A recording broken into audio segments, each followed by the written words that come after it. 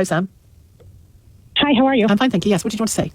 So, first of all, I want to say thank you very much for putting this on your platform. I really appreciate listening to you, and thank you very much. Okay. So I wanted to say, I had an experience this morning that I found really was educational and summed up everything that we're talking about on your program today. Yep. I went to a dentist in the Golders Green area.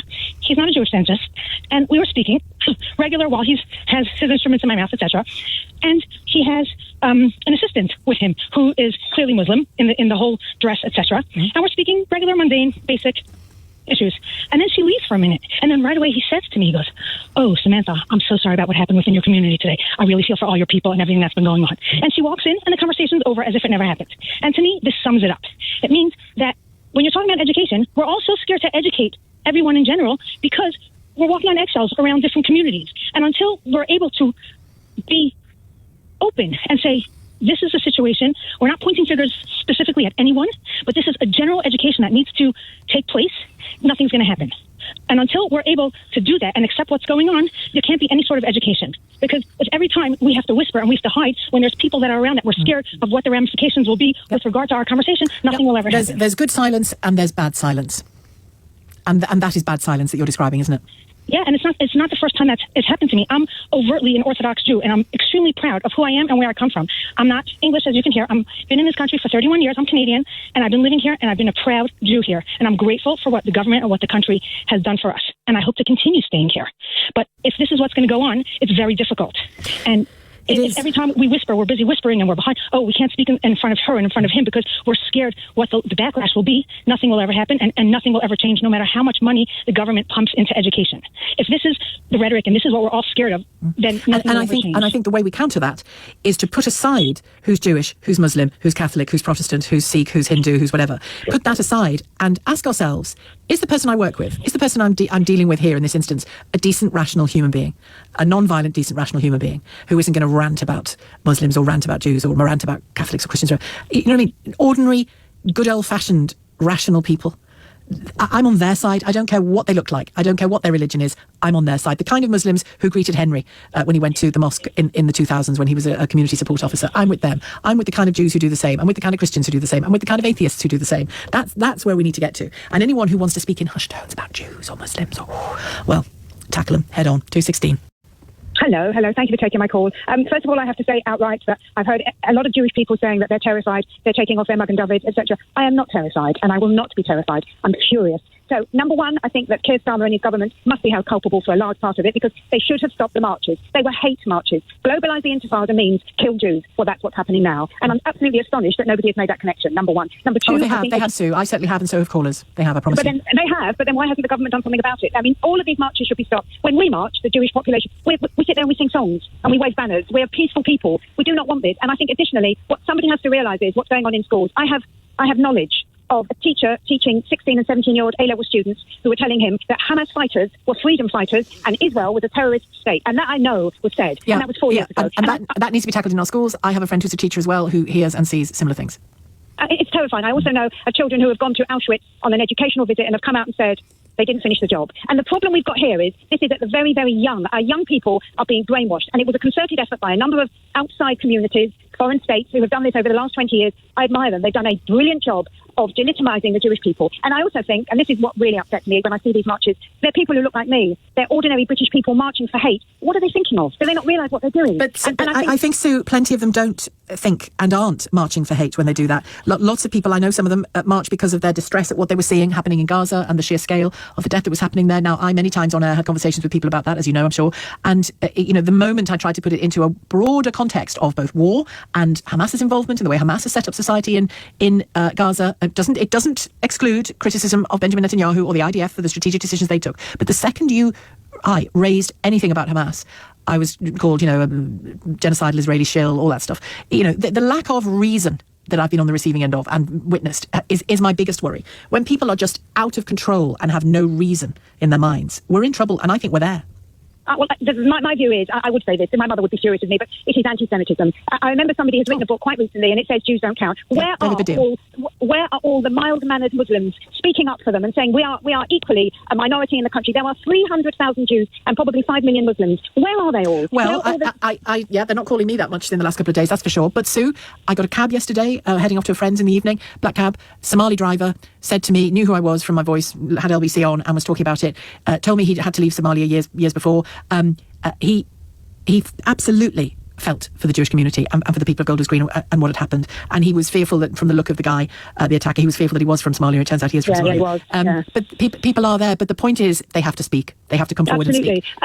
Absolutely. I mean, my husband would leave tomorrow. We have family here. I've got grandchildren. We would go to Israel tomorrow because I know I would be safer there. But my father fought for this country. My grandfather fought for this country. This is my home. And I don't see why I should be running around terrified, hiding who I am, because I have done nothing in any way other than support this country. I mean, when we have weddings, we say a prayer for the King of England because we're so grateful. I don't understand how we've made it through. I don't understand how it's come to this. But what I will tell you is I don't think it's going away. All right. Thank you very much, Sue. And I admire your strength in the face of it. Sue in Pinner. Ahmed, actually go on to commit acts like this. and can I ask you, over the last couple of years, have you reported on some of the protests? The pro-Palestinian Yes, marches, the big protests, yeah. What, just based on what you saw, obviously you can't assume other things, but what was your sense of things? It very mixed, I have to say. You know, they're so large. The ones certainly that I've been on, they're so large. There's people there with pushchairs and the kids having a nice day out, pretty balloons. Yeah, I get it. But you're always going to get pockets of, criminality that's happening in there. People who are holding up signs showing support for prescribed organisations or making gestures towards one another, particularly, when you have counter-protests that were there. I remember back in the early, after October the 7th, there were so many of these marches that actually led to a huge amount of hostility between the main march itself and the counter demonstration, and police were really struggling to kind of keep a lid on that and to keep those groups apart. So there are those pockets of troublemaking. Did you get a sense that where prescribed organisations, because I know that Hizb ut-Tahrir was sometimes supported in placards and stuff, and I thought some of the placards, the example I used earlier was the bleeding baby being thrown into a bin, a waste paper bin, alongside a picture of the Star of David, and you don't have to have much knowledge of the history of anti-Semitism to know that that's a good old classic blood libel. Anti-Semitic hate on there immediately. Did you get a sense that the police were sufficient in number to be able to spot that and get that person? Good question.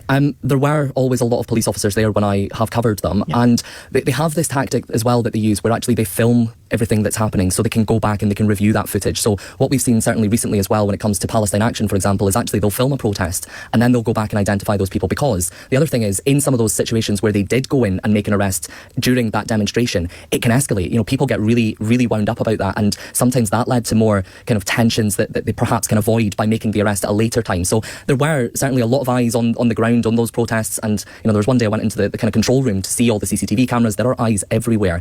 It's just a question of where is that line of criminality? Of course, we've seen the law move, the legislation has moved and slightly. Sir Mark Rowley, also heckled and barracked yesterday, has said on this very station, hasn't he, that he is in favour of the law being looked at again on policing some aspects of protesting.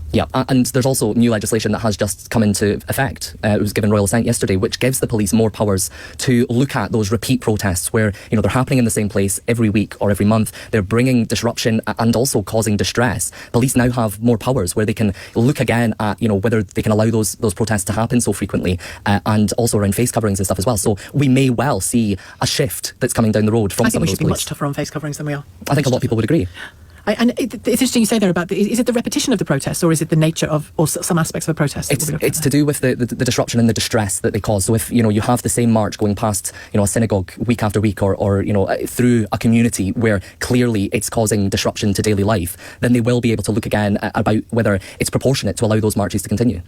To you, Frida, in the meantime, has called from Hendon. Hi, Frida.